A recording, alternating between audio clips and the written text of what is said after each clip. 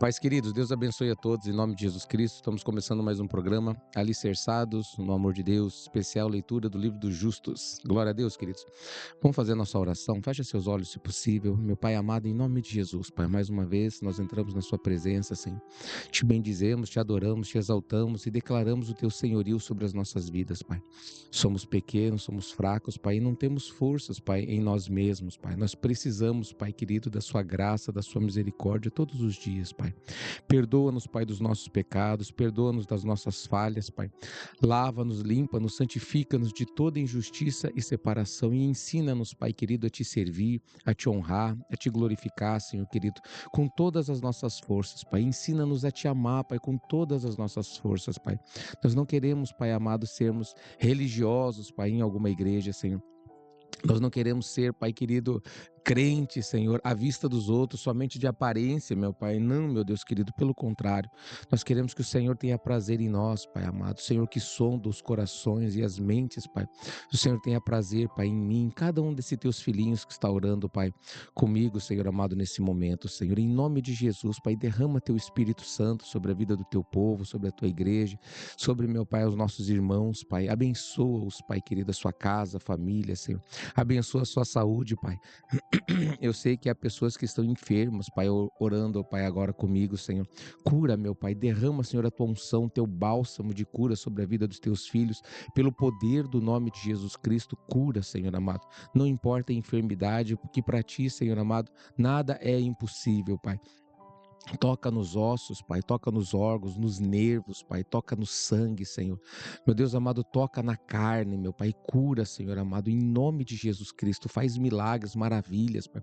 Toca na vista, Pai, querido, em nome de Jesus, Pai. Abençoa o teu servo, a tua serva, Pai, abençoa os teus filhinhos, Pai, eu te peço, Senhor querido, como só o Senhor sabe e pode fazer, Senhor. E aviva, meu Deus querido, a sua obra, Pai, nas nossas vidas e através de nossas vidas, Pai. Abençoa, meu Pai, o teu povo, Pai. Abençoa a tua igreja, Senhor amado, no Brasil e no mundo, Pai. Abençoa o ministério Alicerce, qual o Senhor nos confiou, Pai.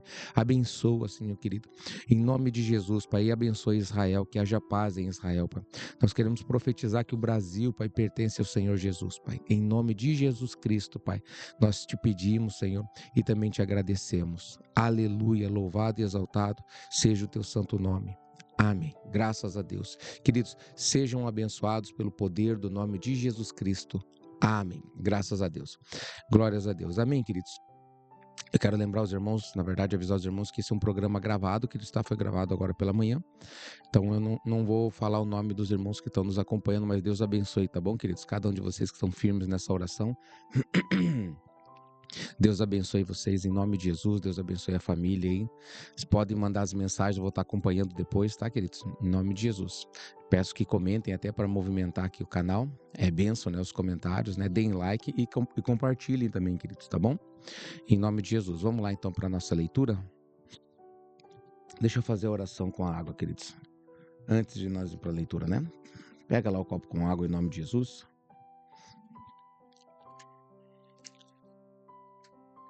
Vamos apresentar ao nosso Deus, meu Pai querido, em nome de Jesus. Consagra essa água que os teus filhos apresentam a Ti, Pai, eu te peço, Senhor. Em nome de Jesus Cristo, Senhor, que essa água seja o remédio que eles precisam, Pai. Que o milagre sobrenatural, Senhor, se manifeste na vida e a favor da vida desses teus filhos. Em nome de Jesus, Pai. Amém. Graças a Deus. Podem beber, queridos, em nome de Jesus.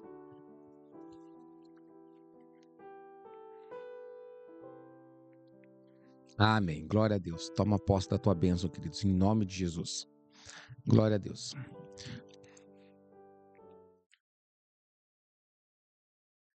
Capítulo 85, queridos, né? Vamos continuar nossa leitura hoje.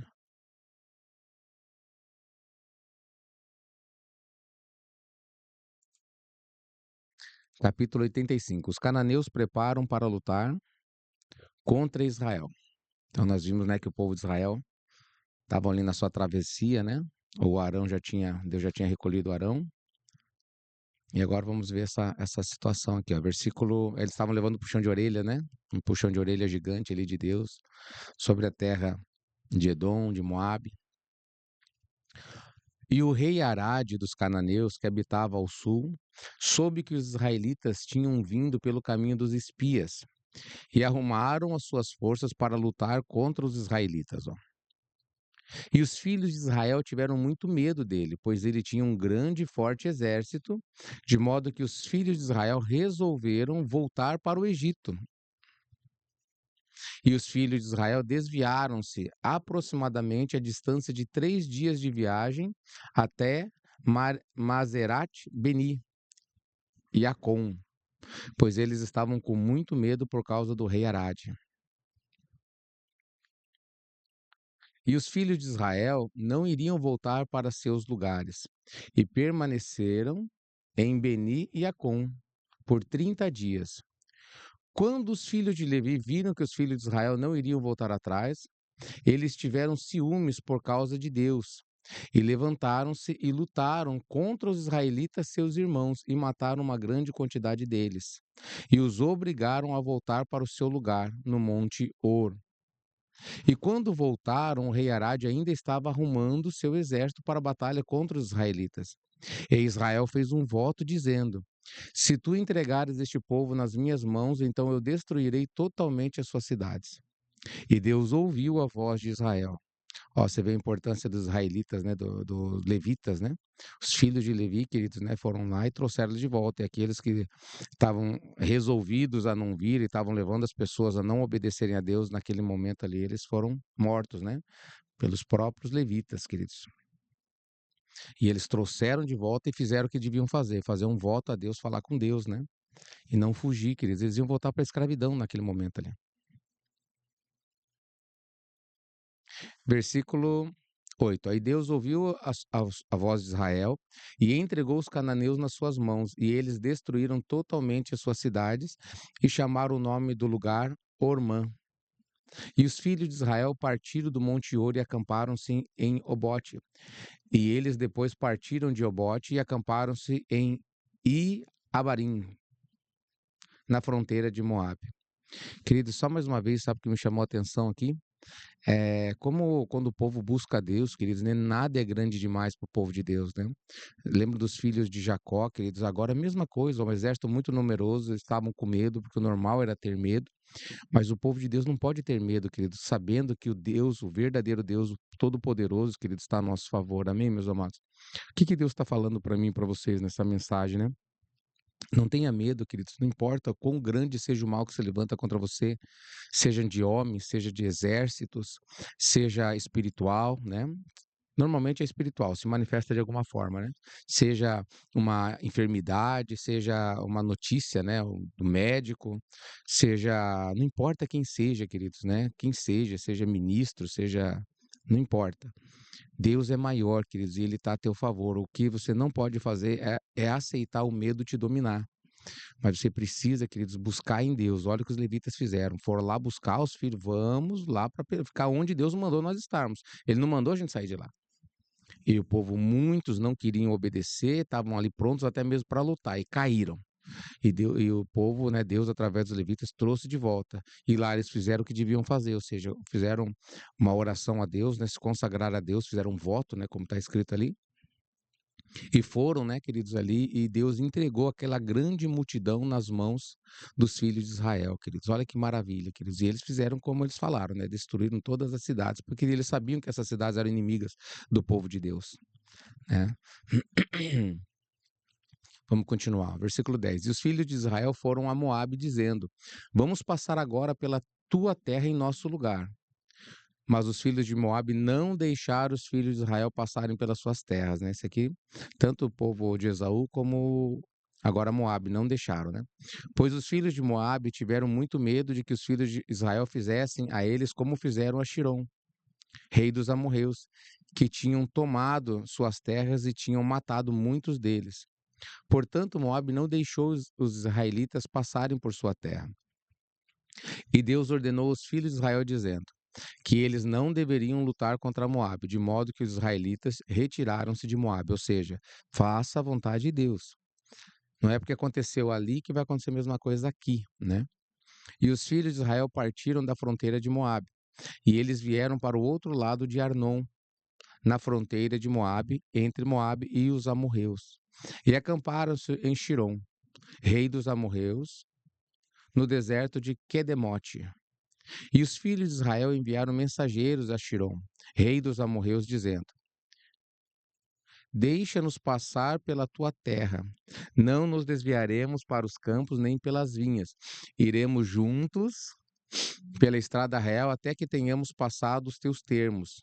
Mas Shirom não deixou os israelitas passarem. Lembra que esse rei Shirom, nós falamos dele ontem, né? E esse rei Shirom, ele tinha vencido os moabitas, né? Com um grande número também, era muito poderoso e vitorioso, né? Então Shirom reuniu todas as pessoas dos amorreus e saíram ao deserto para encontrar os filhos de Israel. E eles lutaram contra Israel em Iarrás. E Deus entregou Shirom, rei dos amorreus, nas mãos dos filhos de Israel. Ou seja, queridos, quando as pessoas estão fazendo o que Deus manda fazer, independente se merece ou não merece, que não é questão de merecimento, nunca foi. Deus, ele faz a obra, né, queridos? Entregou aquele poderoso exército também na mão dos filhos de Israel. E Israel feriu todas as pessoas de Shirom a fio da espada e vingou a causa de Moabe. Então Moabe não quis ajudar Israel nem passar, né? Porque eles já tinham dito que não iam fazer nada, só iam pagar o que comesse, né? Mas Moabe teve medo e não deixou, né? Mas é assim que Israel, geralmente, ele é como nós na igreja, né? Você se converte, parece que ninguém mais quer ser teu amigo, ninguém quer te ajudar, né? E quem te ajuda, né? Quando te ajuda, toca a trombeta, né? 17. Os filhos de Israel tomaram posse da terra de Shirom, de Arã até Jaboque, né? Aos filhos de Amon. E tomaram todo o despojo das cidades. Israel tomou todas as cidades, Israel habitou em todas as cidades dos amorreus. E todos os filhos de Israel resolveram lutar contra os filhos de Amon, para tomar suas terras também. Então Deus disse aos filhos de Israel: Não cerquem os filhos de Amon, nem atissem a batalha contra eles, porque eu não vou dar nada para vocês de sua terra. E os filhos de Israel ouviram a palavra de Deus e não lutaram contra os filhos de Amon. Aleluia, glória a Deus. E os filhos de Israel viraram-se e subiram pelo caminho de Bassã, né? Bassã, a terra de Og, rei de Bassã.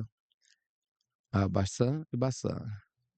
E Og, rei de Bassã, saiu para encontrar os israelitas em batalha. E ele tinha com ele muitos homens valentes e uma grande força do povo dos amorreus. E Og, rei de Bassã, era um homem muito poderoso. E Naaron, seu filho, era extremamente poderoso, ainda mais forte do que ele. Lembra que Og, rei de Bassã, era um nefilim, queridos, tá?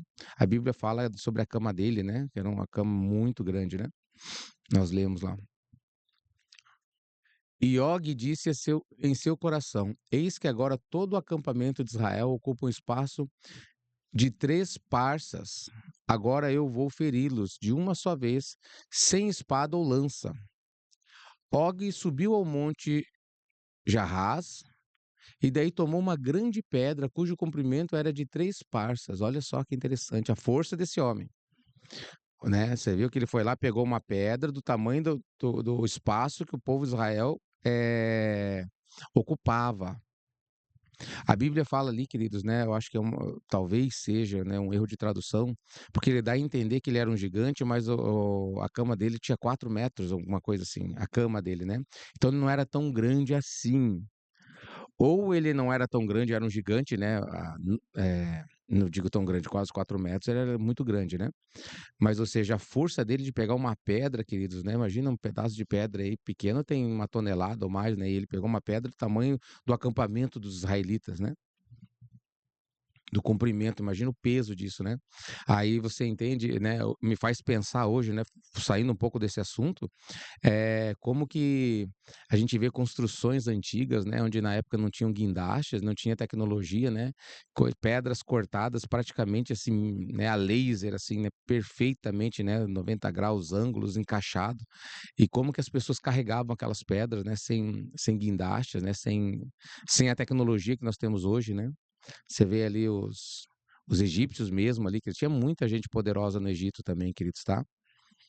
Nós vimos ali a respeito do José, né, na luta ali, como José ele tinha muitos homens poderosos, né, no seu exército, né?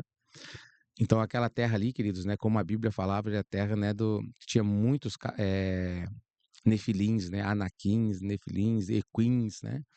Tinha muita gente ali, muitos gigantes de várias maneiras, várias formas, né? Tamanhos diferentes, né? E esse Og aí, queridos, né? A Bíblia fala dele como um gigante. Só que dá a entender que, se eu não me engano, tá? Que tem mais ou menos 4 metros, não muito mais do que isso, ou não mais que isso. Mas agora você vê ali esse homem pegando uma pedra, né? De 3 parsas, né? Parsa. Eu não sei o tamanho disso aqui, mas a gente entende ali que é o tamanho do acampamento dos israelitas, né? O comprimento do acampamento deles. E ele pegou e colocou sobre sua cabeça. Olha o que está escrito aqui, ó. Deixa eu ver se tem esse parsa aqui na.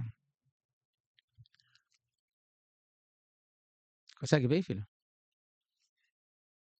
Normal, parsa com P-A-R-S-A. Essa medida é que a outra medida que nós vimos não estava certinho, né, no Google.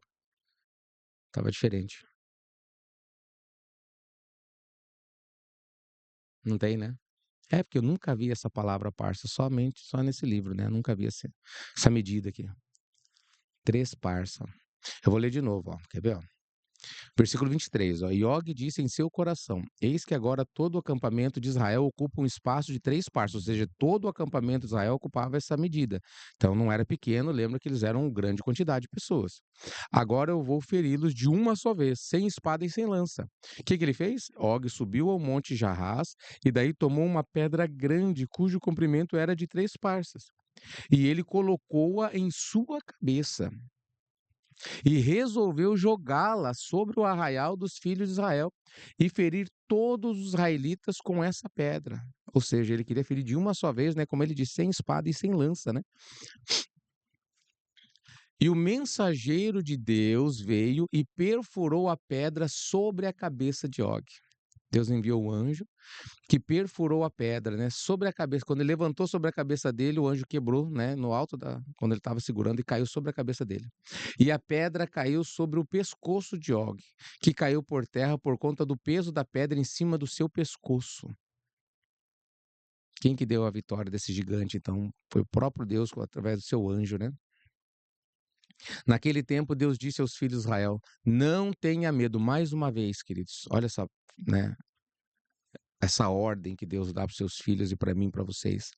Não tenha medo, pois tenho dado ele e todo o seu povo, toda a sua terra em suas mãos, e fará como ele, como fizeram a Shiron, ou Siron. Amém, queridos? Que maravilha isso, né? Então era um povo muito forte, né? Se o rei era dessa maneira, o filho era mais poderoso que ele. Ainda tem o filho, né? Vamos ver como que você vai contar a história do filho e como que ele caiu.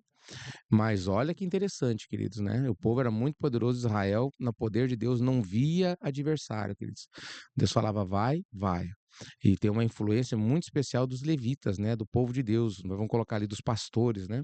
Que fortalecem a fé do povo, né? Por isso que seja maldito, né? O pastor que não leva o povo a Deus, queridos. Que leva o povo a ser racional. E tem muitos, eu vou falar para vocês que a maioria dos pastores, queridos, não é que eles vão ser malditos, eles são malditos. Eles vão dar conta, queridos, né? Não pode, queridos, né? Levar o povo a ser racional, a pensar humanamente falando, né? Lembra que Jesus repreendeu Satanás na boca de Pedro, dizendo para ele assim, arreda Satanás, porque não cogita das coisas de Deus, e sim das dos homens. Então é o próprio Satanás na boca de muitas pessoas, inclusive na boca de Pedro naquele momento. Só que uma coisa, queridos, é você falar uma hora e depois você entender que você está errado e consertar o que você faz. O problema é quando você vive dessa maneira e você repreende quem pensa diferente, quem pensa na fé.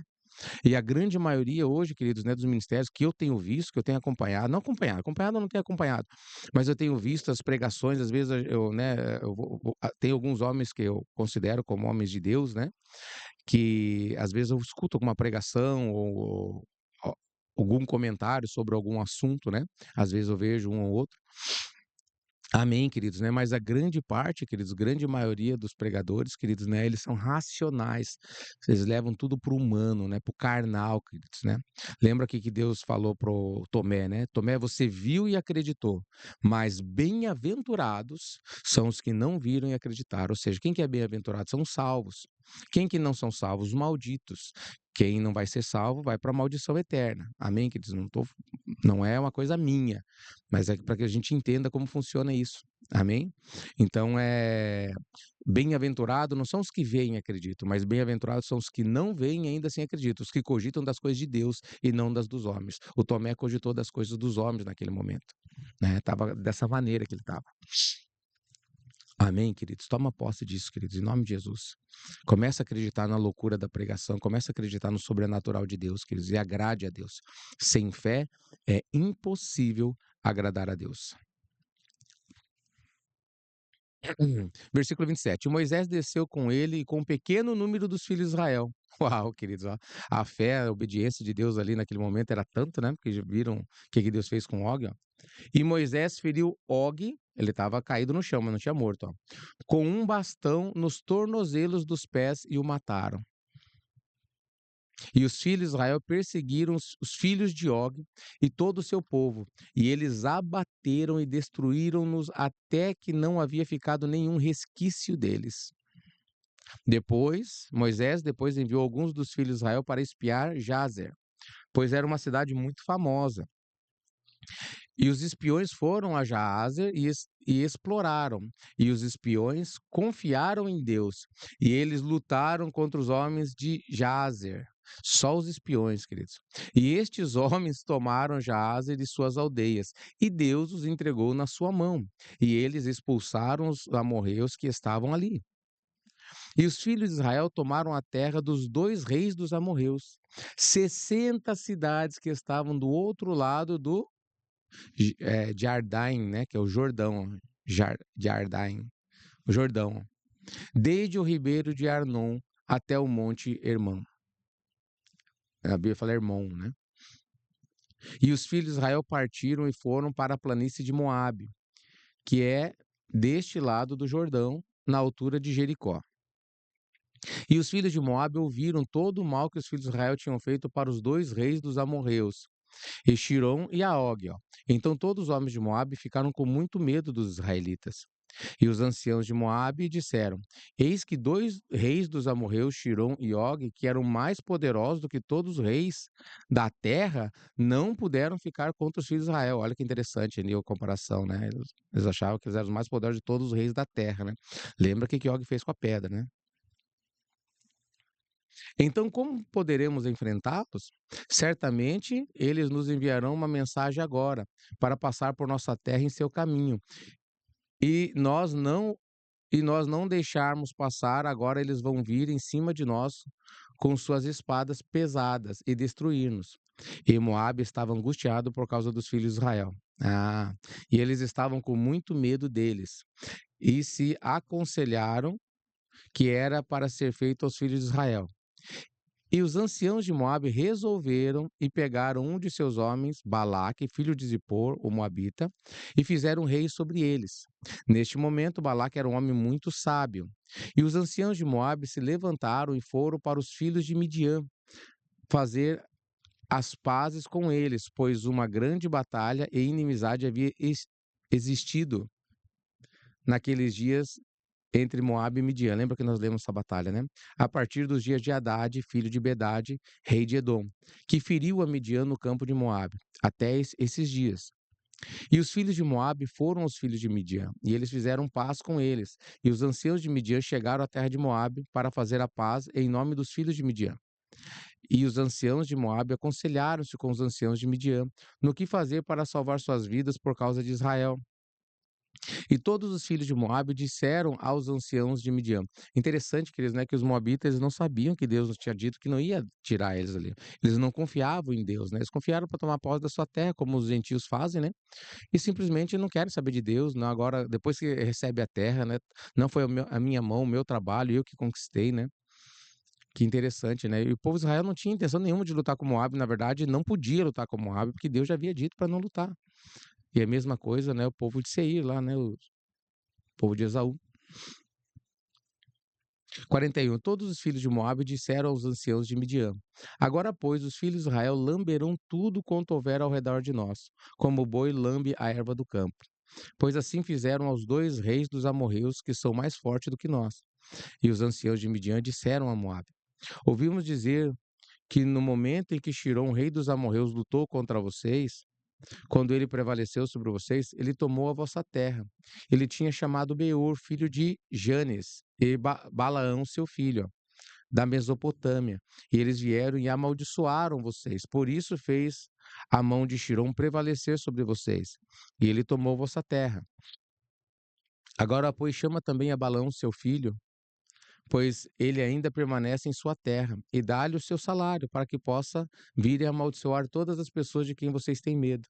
Então os anciãos de Moabe ouviram tal coisa, e pareceu-lhes bom chamarem Balaão, filho de Beor. Então Balaque, filho de Zippor, rei dos amorreus, enviou mensageiros a Balaão, dizendo: Eis que há um povo que saiu do Egito, e eis que cobre a face da terra, e afrontam a mim. Agora, pois, vem e amaldiçoa esse povo, pois eles são fortes demais para mim. Pois assim poderei prevalecer para lutar contra eles e expulsá-los. Pois eu soube que quem tu abençoares será abençoado, e quem tu amaldiçoares será amaldiçoado. Lembra dessa parte bíblica, né? Os mensageiros de Balaque foram a Balaão e levaram Balaão para amaldiçoar o povo que luta contra Moabe. Balaão chegou a Balaque para amaldiçoar Israel. E Deus disse a Balaão: Não amaldiçoes esse povo, pois são abençoados. Valem glória a Deus agora, bem forte, né, queridos? Vocês estão entendendo por que não pega macumba para cristão, para evangélico, queridos? Porque já tem a benção, ninguém quebra a benção de Deus. A única coisa que quebra a benção de Deus é nós pecarmos contra Deus, queridos. É a única coisa que quebra a benção de Deus na nossa vida. Então Deus falou: Não amaldiçoes este povo, pois são abençoados.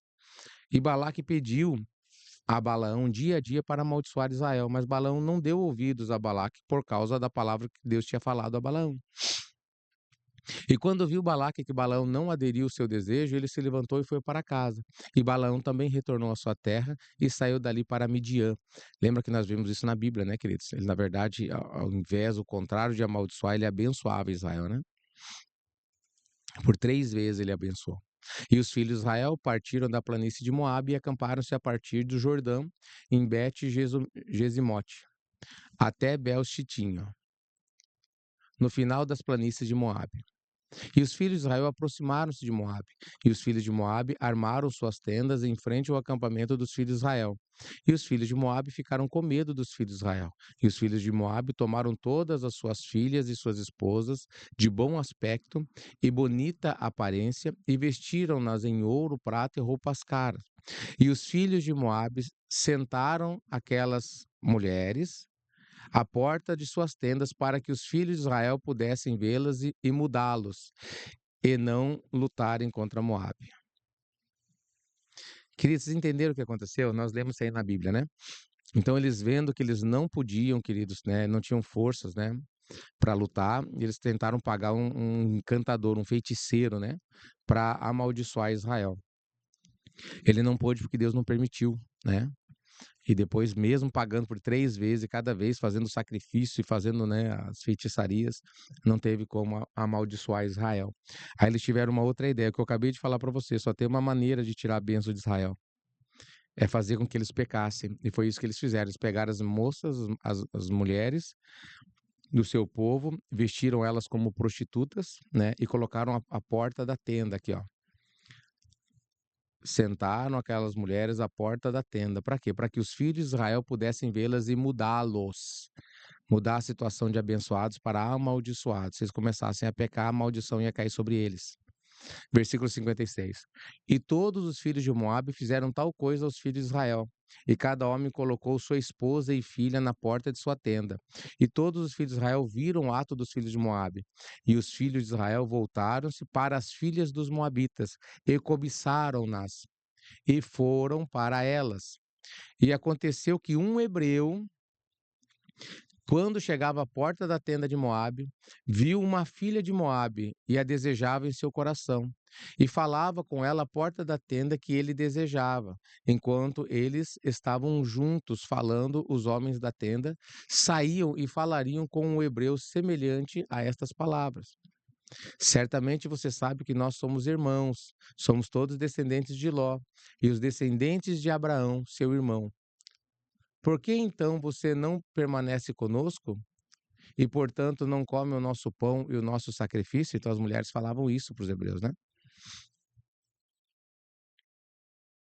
E quando os filhos de Moabe tinham forçado com seus discursos e os seduzidos por suas palavras lisonjeiras, eles sentavam-se nas tendas dele e cozinhavam e sacrificavam para eles. E eles comiam o seu sacrifício e do seu pão, ou seja, profanou Israel mesmo, né? Tanto moralmente como sexualmente, né?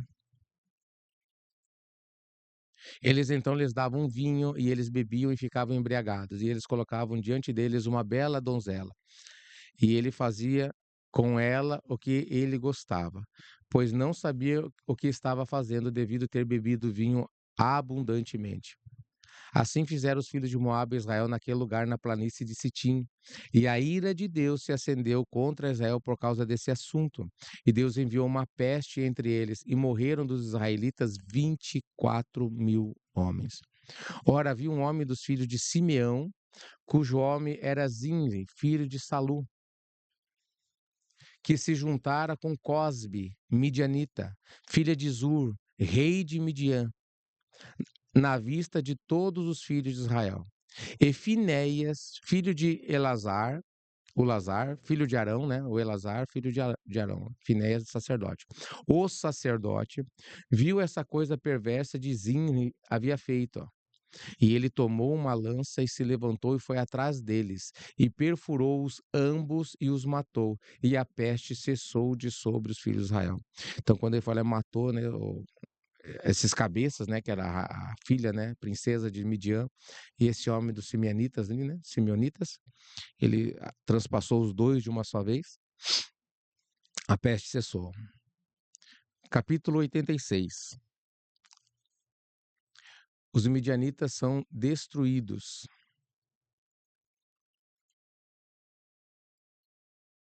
Naquele tempo, após a peste, Deus disse a Moisés e Elazar, né, o Lazar aqui, filho de Arão, sacerdote, dizendo. Então Arão já tinha morrido, Elazar passou a ser o sacerdote, né? Numere os chefes de todas as tribos dos filhos de Israel, de 20 anos para cima, e todos saiam no exército, e Moisés e Elazar contaram os filhos de Israel segundo suas famílias, e o número de todo Israel foi de 700.730 homens. Eles cresceram no deserto, né, queridos? 600.000 homens já estavam em 700.730. E o número dos filhos de Levi, de um mês para cima, foi de 23.000. E entre estes não havia nenhum homem daqueles contado por Moisés e Arão no deserto de Sinai, porque Deus lhe tinha dito que eles morreriam no deserto, pois que todos morreram e nenhum tinha sido deixado deles, com exceção de Calebe, filho de Jefoné, e Josué, filho de Num. E foi depois disso, Deus disse a Moisés: dize aos filhos de Israel para vingar Midian sobre a causa de seus irmãos, os filhos de Israel. E Moisés assim o fez. E os filhos de Israel escolheu dentre eles 12.000 homens, sendo 1.000 de cada tribo, e eles foram para Midian. E os filhos de Israel pelejaram contra Midian, e mataram todos os homens, também os 5 príncipes de Midian, e Balaão, filho de Beor, eles mataram a espada. Então aqui acaba a história de Balaão, a Bíblia não fala, né, queridos? Então, logo em seguida daquela situação, Deus envia os 12.000 homens, né, 1.000 de cada tribo de Israel, e eles foram pelejar lá em Midian, né, que deram conselho e tudo, né? Como vocês vão fazer? E eles foram lá e mataram daí todos os 5 príncipes e o Balaão caiu lá também. Versículo 9. E os filhos de Israel levaram as esposas dos cativos de Midian, com os seus pequeninos e seu gado, e tudo que lhes pertence. E tomaram todo o despojo e toda a presa. E eles trouxeram a Moisés e Elazar nas planícies de Moabe. E Moisés e Elazar e todos os príncipes da congregação saíram a recebê-los com alegria. E eles dividiram todo o despojo dos midianitas, e os filhos de Israel tinham vingado Midian sobre a causa de seus irmãos, os filhos de Israel. Esse capítulo foi curtinho, né? Capítulo 87. Moisés nomeia Josué seu sucessor. Estou achando que já está quase no finalzinho do livro. Vamos ler. Ó. Naquele tempo, Deus disse a Moisés: ó, eis que teus dias estão se aproximando do fim. Moisés, né? Toma agora Josué, filho de Num, teu servo, e coloca-o no tabernáculo, e eu falarei com ele. E Moisés assim o fez. E Deus apareceu na tenda numa coluna de nuvem. E a coluna de nuvem parou na entrada do tabernáculo. E Deus ordenou a Josué, filho de Num, e disse-lhe: Sê forte e corajoso, pois farás chegar os filhos de Israel para a terra que jurei dar a eles, e eu serei contigo. E Moisés disse a Josué: Sê forte e corajoso, porque tu farás os filhos de Israel herdarem a terra. E Deus estará contigo, não te deixará nem te desamparará. Não temais, nem desanimeis. E Moisés chamou todos os filhos de Israel e disse-lhes: Vós tendes visto tudo de bom que Deus, o vosso Senhor, tem feito por você no deserto. Lembra que nós lemos agora há pouco que todos aquela geração, com exceção de Josué e Caleb, né? E Moisés até então, todos já tinham perecido, né? No deserto. E agora estão a nova geração, aqueles que herdariam a terra, né? Com o novo líder Josué. Versículo 6: Agora, pois, observai todas as palavras dessa lei, e andai no caminho de Deus, vosso Deus. Não saiam do caminho de Deus, que Deus vos ordenou, tanto para a direita ou para a esquerda. Moisés ensinou os filhos de Israel os estatutos, os juízos e leis, para aplicar na terra como Deus lhe tinha ordenado. E ensinou-lhes o caminho de Deus e suas leis. Eis que estão escritos no livro da lei do Senhor, que ele deu aos filhos de Israel pela mão de Moisés. E Moisés acabou de ordenar os filhos de Israel. E Deus disse a ele: Vá até o monte Abarim, e lá você morrerá, e será recolhido ao teu povo, como Arão teu irmão foi recolhido. E subiu Moisés, como Deus lhe tinha ordenado, e ele morreu ali na terra de Moabe pela ordem de Deus, no 40º ano da saída dos israelitas da terra do Egito. E os filhos de Israel prantearam a Moisés nas planícies de Moabe durante 30 dias. E os dias de pranto, luto por Moisés foram concluídos. Glória a Deus, queridos. Vamos terminar essa leitura hoje para nós continuarmos. Não sei como que ainda falta, vou dar uma olhadinha. Aí depois vamos ver se vai acabar amanhã, né? Ou ainda vai ter. Eu acho que já está no finalzinho, na reta final. Glória a Deus, queridos. Espero que Deus tenha ministrado no seu coração, que venha fortalecer o seu coração, né? Não tenha medo, queridos, confie em Deus, invoca a Deus. Está com medo? Veio o medo? Veio. Então, invoca a Deus. Senhor, eu estou com medo, mas eu não quero estar. O Senhor é maior do que tudo. Me ajuda, Pai, me dá a direção. E o que Deus falar para você, queridos, acredite, por mais loucura que pareça, tá? Aí que está um segredo dos homens de Deus, né? Ou mulheres de Deus.